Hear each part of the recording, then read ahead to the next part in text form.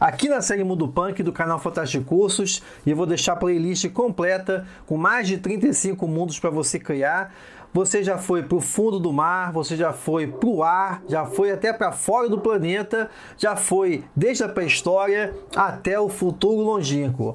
Mas o que tem em comum em todas essas questões, o que tem de denominador comum em todas essas expressões do punk é uma falta de contemplação de identidades específicas. E é isso que a gente vai ver nesse vídeo aqui de hoje com o steampunk. E steampunk que se constitui uma das mais instigantes, uma das mais provocativas expressões da literatura, dessa literatura retrofuturista, e que vai se alinhar justamente com esse momento que a gente está vivendo em 2020, no sentido de que vidas negras importam também na sua representação ficcional. E para fazer isso, eu convidei aqui o escritor o Gani Tanda para justamente explicar para a gente o que é steampunk, considerando que ele, além de escritor, ele é um grande propagador dessa expressão, mais essa expressão do fantástico, beleza? E antes de passar a palavra para o Gan, lembrar você que a campanha do Contos Clássicos de Fantasmas está aberta. Eu agradeço muitíssimo a você, cabeça fantástica, que acredita no trabalho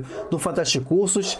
Nós já estamos em menos de 24 horas, pelo menos no momento que eu gravo esse vídeo, a gente acabou de completar 24 horas e nós já estamos com 20% da meta alcançada para a publicação dessa coletânea que vai trazer os melhores contos de fantasma da toda a tradição, desde a antiguidade, desde o primeiro até o século XX, contemplando também a rica tradição da literatura de fantasma brasileira. Lembrando que você contribuindo, você apoiando na primeira semana, você tem um desconto especial. Então, olha aí no link na descrição desse vídeo, apoie Contos Clássicos de Fantasma, que tem a participação, organização e seleção dos contos e prefácio do Fantástico Cursos. Ao lado também é uma coprodução da editora Sebo Clepsidra e também da editora Ex Machina.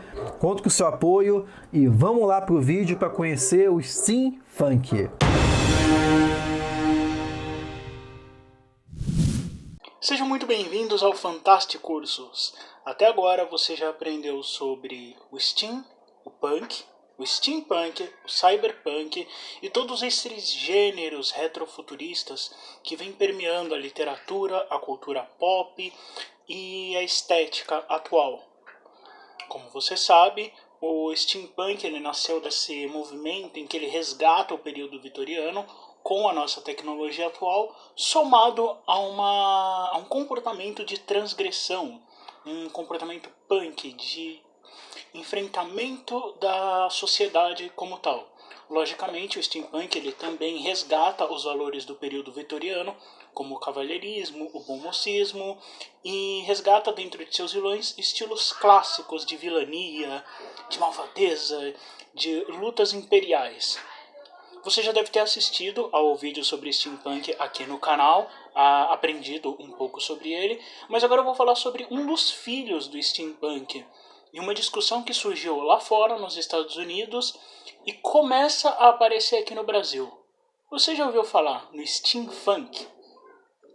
Apesar do nome, esse nome tão diferente, esse nome tão que pra gente retrata até um pouquinho do funk carioca, do estilo musical, o steampunk pouco tem a ver com esse estilo musical que a gente tem aqui no Brasil. O steampunk, na verdade, ele é um filho do steampunk, certo? Ele é um gênero que nasce a partir do steampunk. Por que esse gênero nasce inicialmente? Nota-se que o steampunk ele tem muito como base o período vitoriano, uma Europa vitoriana ou o Velho Oeste americano, correto? Ele também se desdobra naquilo que a gente chama de Jadepunk ou J-punk, que é o steampunk, mas nas terras asiáticas, nas terras orientais, como Japão e China. Mas existe pouquíssima representação, uma representação basicamente nula do steampunk voltado para o público negro.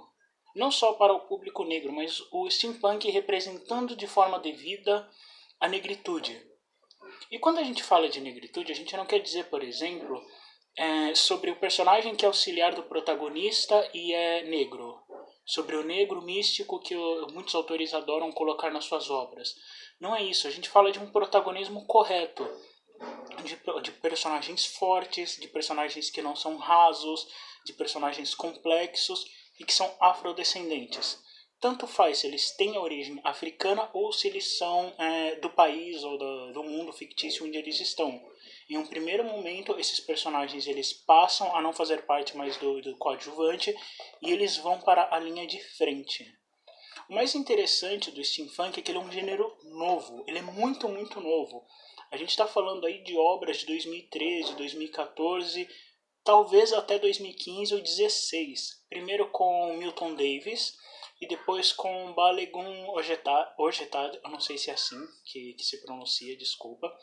Mas eles fazem primeiros trabalhos, que a gente vai deixar aqui algumas imagens para vocês, sobre a literatura steampunk. O que é interessante no steampunk? Primeiro, ele abandona muito do europeu. As primeiras obras do steampunk, elas são mais revolucionárias. Por quê? Elas partem do pressuposto que a África não é colonizada. Ou a África resistiu à colonização graças à engenharia mecânica, graças à tecnologia a vapor. Ela resiste a essa colonização e ela se torna independente mais cedo.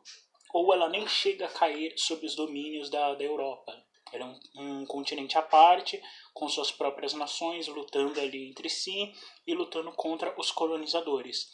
Em grande parte, existem obras de steampunk que se passam aqui no Brasil. O primeiro e maior mundo steampunk que existe hoje é Fridônia. Fridônia é o palco do livro A Rosa de Matanzas, La Rosa de Matanzas, que é a história de uma garota negra que, se eu não me engano, ela vem para Bahia, ou ela passa pela Bahia, depois ela vai para a América do Norte, atrás, acho que de irmão, uma coisa assim, a história dela. É muito interessante a gente notar essa estruturação do steampunk, porque, primeiro, tanto a protagonista principal quanto o amigo dela são negros, tá? Os ajudantes, os personagens coadjuvantes que aparecem na saga, eles são indígenas, né? Eles são nativos americanos ou eles são brasileiros, tá? Então dificilmente você vai ver um personagem europeu na posição de protagonista, de ajudante ou até de vilão. Todas as personagens ali, elas que ocupam o seu imaginário, vão ser majoritariamente negras. Ah, mas aparecem personagens europeus? Aparecem como vilões ou como personagens extremamente secundários. Por quê? Porque é para dar voz à pluralidade negra, para se falar das várias vozes, dos vários tons que existem dentro de uma sociedade negra. Isso é muito interessante. Por quê? O steampunk, em sua origem, ele nasce do que se chama lá fora de a grande farsa do steampunk. E veja bem, eu não estou atacando o steampunk de maneira alguma. Eu amo o gênero, amo a temática de todas as suas formas. Foi a temática steampunk que me incentivou a começar a escrever. Mas ela sofre daquilo que a gente chama de racismo cordial. O que é o racismo cordial? Ele não ataca diretamente o afrodescendente, mas ele coloca o negro, a mulher negra, o homem negro, numa posição subalterna. Então, se você prestar atenção no livro, todos os personagens negros eles vão estar em segundo plano. A cultura negra é mal representada, ou ela está em segundo plano, ou ela mal aparece, ou ela está do lado dos vilões, o que é mais perigoso ainda. Então, o steampunk ele começa a notar que, por exemplo, o steampunk ele faz uma coisa muito interessante. Ele consegue reimaginar toda a Europa a partir de uma revolução industrial que acontece mais cedo, da chegada mais cedo dos computadores. E o steampunk faz o quê? A acusação. Pera, mas vocês conseguiram fazer uma revolução industrial mais cedo, mas vocês não conseguem não imaginar o negro em posição de subalterno? Você não consegue imaginar, por exemplo, que a escravidão não existiu ou que até os países africanos conseguiram a sua independência de outras maneiras? Entende? Esse é o grande questionamento do steampunk. por que que o steampunk consegue reimaginar o mundo de várias formas, de várias categorias, de várias estéticas, mas ele não consegue, por exemplo, tirar muitas vezes a posição de submissão da mulher, que ainda é muito forte no steampunk. A gente ainda tem que lutar muito na fantasia para conseguir vencer os estigmas femininos, os estigmas machistas que existem nas literaturas de fantasia, e eles estão lá, se você olhar bem, ao mesmo tempo que ele luta por uma igualdade racial. Por que que a gente ainda repete temas como racismo, como escravidão, mas a gente consegue, por exemplo, reimaginar toda uma Europa? Por que que até RPGs como Castelo Frankenstein, por exemplo, falam de racismo e preconceito, falam de escravidão, mas se você prestar atenção, todo o cenário europeu dele é totalmente inovador e renovador. O steampunk, ele veio para isso e ele veio para ficar. Hoje no Brasil, a gente praticamente não tem obras steampunk. A única obra que eu conheço e eu dei uma pesquisada por aí são os meus próprios livros, que é a saga O Baronato de Showa, que ela começou como uma saga de fantasia, e mais tarde eu fui descobrindo que ela possui outros elementos até eu chegar no steampunk. O Baronato de Showa é a primeira obra steampunk brasileira. O primeiro conto que está disponível na internet é o Despedida de Outono, com protagonismo negro, mas o mesmo o Baronato ele está muito mais para uma steam fantasy, que é a fantasia misturada com o vapor. Obras como Reinos de Ferro, o jogo de RPG, são uma ótima representação dele, mas por enquanto no Brasil nós temos pouquíssimos livros, tá? Eu espero que após esse vídeo você se interesse pelo steampunk, tanto pelo quanto steampunk, você escreva comigo, a gente se acompanhe e todo mundo possa crescer junto e se libertar junto das amarras intelectuais que a gente ainda tem, tá bom? Fica meu abraço para todos, beijinho para todos, se cuidem de vocês e dos seus amigos.